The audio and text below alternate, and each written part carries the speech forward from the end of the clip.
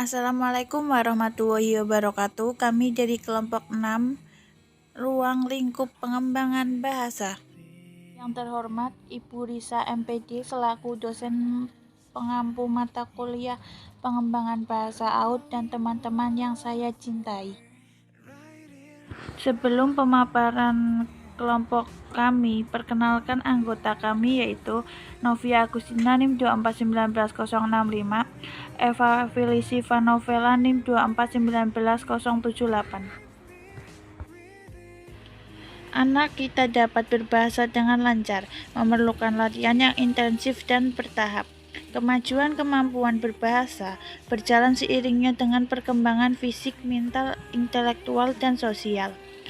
Perkembangan bahasa anak ditandai dengan sesuatu rangkaian kesatuan yang bergerak dari bunyi ucapan yang sederhana menuju tuturan yang lebih kompleks. Perkembangan bahasa anak dipengaruhi oleh bakat bawaan, lingkungan, dan faktor yang menunjang perkembangan fisik dan intelektual. Pentingnya pengembangan bahasa bagi anak. Dalam proses perkembangan AUD atau masa prasekolah sedang mengalami masa peralihan dari egosentris ke masa sosial. Salah satu ciri pada masa tersebut adalah anak telah mengalami banyak perkembangan dalam hal pengetahuan, tingkat laku, emosi, perkembangan sosial, kemampuan bahasa, dan sebagainya, sehingga yang menjadi kebiasaan tidak selalu diterima di lingkungannya. Oleh karena itu, melalui berbagai bentuk latihan dan teknik, pengembangan anak diharapkan memiliki kesanggupan menyampaikan pikiran kepada orang lain, memiliki pendaraan bahasa yang cukup luas serta meliputi nama dan benda yang ada di lingkungannya, memiliki kesanggupan untuk menangkap pembicaraan orang lain, dan memiliki keberanian untuk mengemukakan pendapat. Kita yakini bahwa anak dapat berkembang bahasa karena pengaruh lingkungan di sekitarnya.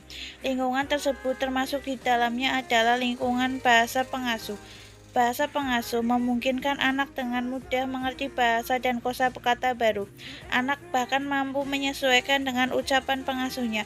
Hal tersebut disebabkan pengasuhnya juga mempunyai peran sebagai korektor tata bahasa secara pelan-pelan sehingga dapat membantu anak memfokuskan memperoleh kemajuan bahasa selanjutnya.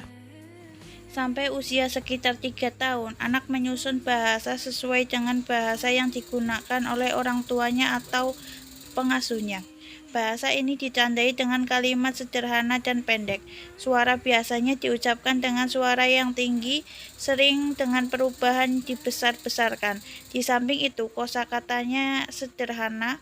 Kata-kata lepas kadang-kadang disederhanakan dengan mengurangi kerumitan fonetik. Hal ini biasa dilakukan oleh orang dewasa ketika berinteraksi dengan anak-anak dalam bahasa Inggris atau Cina dan Mandarin. Macam-macam strategi dan metodologi pembelajaran bahasa usia dini. A. Teknik pengembangan bahasa. Teknik pengembangan bahasa AUD adalah suatu cara khusus dalam kegiatan pembelajaran yang dilakukan oleh guru bersama dengan anak di sekolah. Dalam pengertian ini, aktivitas dan kreativitas guru dan anak tidak selalu didominasi oleh guru.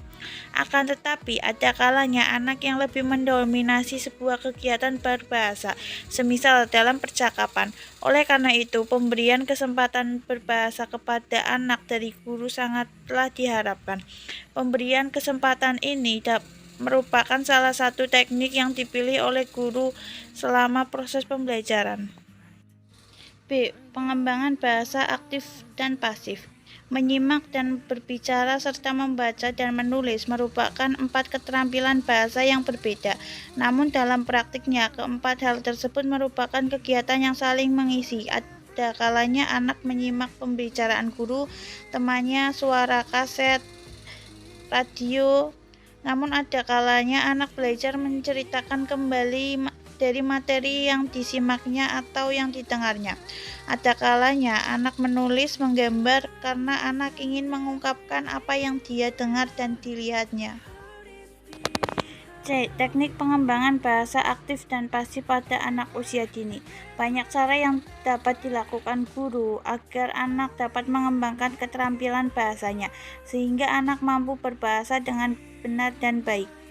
Pengembangan bahasa anak TK tidak mengalami perubahan, yaitu sama dengan pelaksanaan pengembangan bahasa menurut kurikulum TK pada tahun 1976 yang disempurnakan. Secara jelas diuraikan bahwa pengembangan bahasa anak lebih ditunjukkan kepada hal berikut. 1. Kesanggupan menyampaikan pikiran kepada orang lain. 2. Mengembangkan pembendaharaan kata. 3.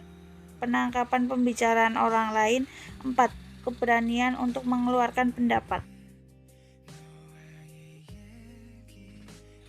D. Pengenalan membaca dan menulis pada anak usia dini.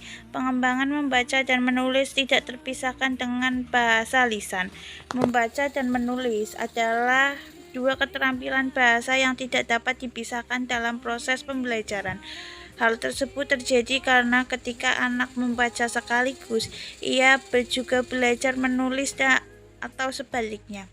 Dengan demikian, ketika anak dimintai menulis secara otomatis, dia juga akan membaca dan sebaliknya. Ketika dia dimintai membaca, anak juga akan merangkai huruf-huruf tersebut ke dalam urutan yang berarti. Pengaplikasian macam-macam strategi dan metodologi pembelajaran bahasa AUD. A. Bercerita. Bercerita merupakan salah satu bentuk kegiatan pembelajaran yang dilakukan untuk AUD. Bercerita selain dapat menumbuhkan minat baca pada anak, juga dapat menumbuhkan daya tangkap, daya imajinasi, menumbuhkan daya fantasi, membuat rasa senang, dan juga memperhalus budi dan sebagainya. B. Bahasa bermain adalah salah satu bentuk kegiatan yang dilakukan anak dengan penuh ekspresi dan dapat memberikan kesenangan secara aktif, imajinatif, dan kreatif. Anak dapat mengekspresikan dalam bentuk gerakan-gerakan spontan dan penuh keceriaan. C. Sandiwara boneka. Sandiwara boneka merupakan salah satu bentuk kegiatan pengembangan bahasa anak. Dengan sandiwara boneka tersebut, selain anak mendapatkan hiburan, yakni juga sebuah pertunjukan boneka yang disertai dengan cerita. Nah, sekaligus juga dapat mengembangkan daya imajinasi dan gagasan yang melalui bahasa. D. Karya wisata dalam pemilihan metode.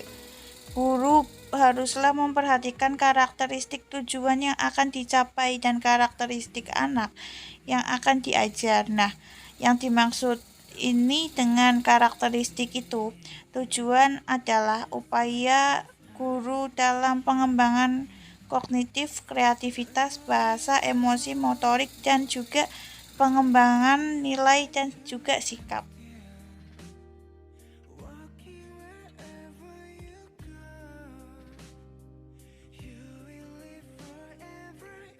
Nah, cukup sekian pemaparan presentasi dari kami. Mohon maaf apabila ada kata yang tak tertata, ada tutur yang kurang teratur dalam penyampaian materi atau menjawab pertanyaan. Wassalamualaikum warahmatullahi wabarakatuh.